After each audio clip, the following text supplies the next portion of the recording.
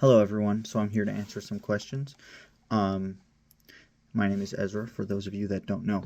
Um, one, Sarah's biggest pet peeve is being called Sarah or being shushed. It's one of the two of those.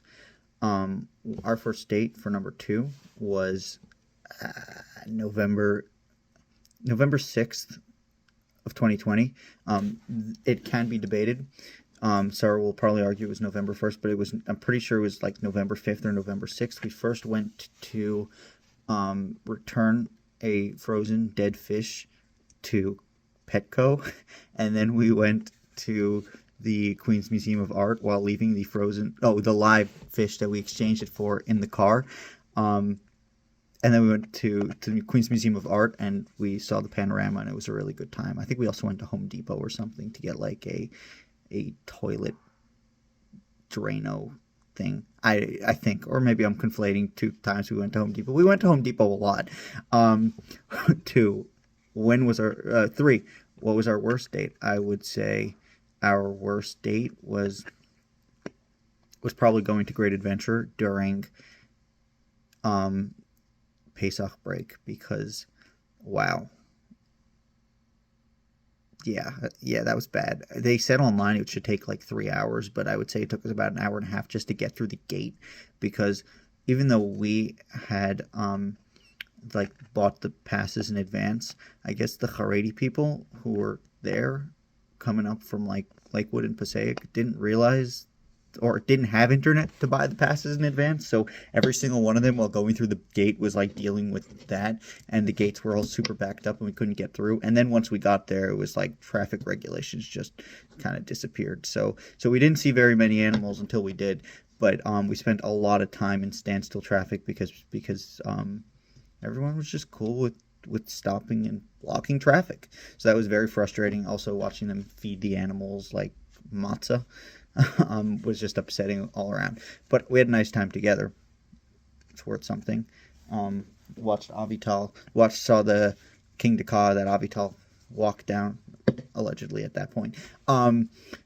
What was our best date?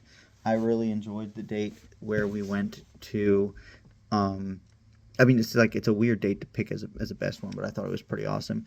Sarah decided that we should go to a beach in the middle of the winter, which sounds crazy, and it was, and I'm not going to deny that because I still have sand in my pockets and sometimes in my teeth from going to the like a really windy beach in the dead of winter. But I we had a really nice time together, and then like because of COVID stuff, we ended up just making a picnic in the back seat of my car. Um, with some food from a local restaurant. It's just all around a really nice time, and I have very fond memories of that. Um, Sarah's favorite food for number five was it. I would have a year ago. I would have said quinoa. Now I'm going to say spinach, just because spinach. She will put spinach on literally everything in a smoothie. I didn't know spinach went in smoothies. Apparently, it goes in smoothie. It goes on pizza. It goes in pasta. It goes in literally everything you can put spinach in. So, yeah, that's probably I would say like an item that a food item, food group like a cooked dish. It gets a little bit more complicated, but I would say fish grill, but not the one in Lakewood, the one in LA, and not the one in Pico, the one in Malibu. Undisputable. What's her favorite color? Her favorite color is green. What's her favorite pizza topping? I mean, spinach goes on everything, and including pizza.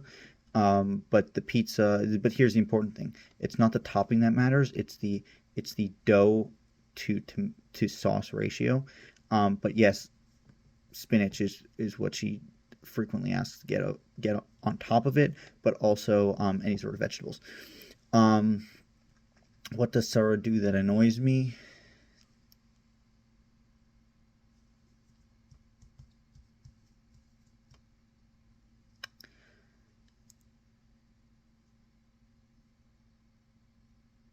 Your mom.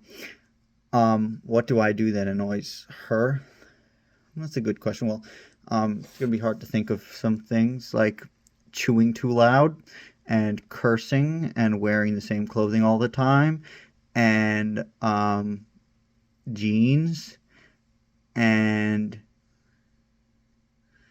Um, my client Anna, for some reason, um, what is the best word that describes her? Number 10 is kind. I always describe Sara as kind when people ask me about her. Sara can't hurt a fly. Literally didn't kill a single bug in all the time she lived in the city. She'd catch them and sometimes release them, but mostly catch them. Um, no interest in hurting them or people or animals. And, sometimes people see roadkill and they're like, wow, this is, gross, but whatever. Sara, it really shakes her up. So that's something, it's just love of people and animals and kindness towards living things. What is Sara's favorite thing to say for 11? I would say that's your mom. Um, what thing do you wear that Sara wishes she could get rid of? Jeans, solid colored shirts, that shirt that looks like a parachute when I wear it, my ratty belt, my old brown ratty shoes that may make a comeback unless I threw them out by her I say bequest. And yeah, yeah. Oh, any undershirt that has holes in the armpit, any undershirt that has yellow in the armpit. Yeah. Best gift Sara has given me.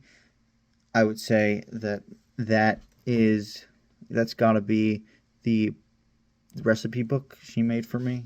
A week after my Safta died, because it was Shiva and it was my birthday, and she basically threw in my Safta's recipes into a cookbook that she made, and like included all of the notes my Safta sent me, and that like it was incredible. That meant so much to me and hit the balance that I really needed between grieving and celebrating, and just that birthday all around. It was a really hard birthday, but that is something simply unforgettable.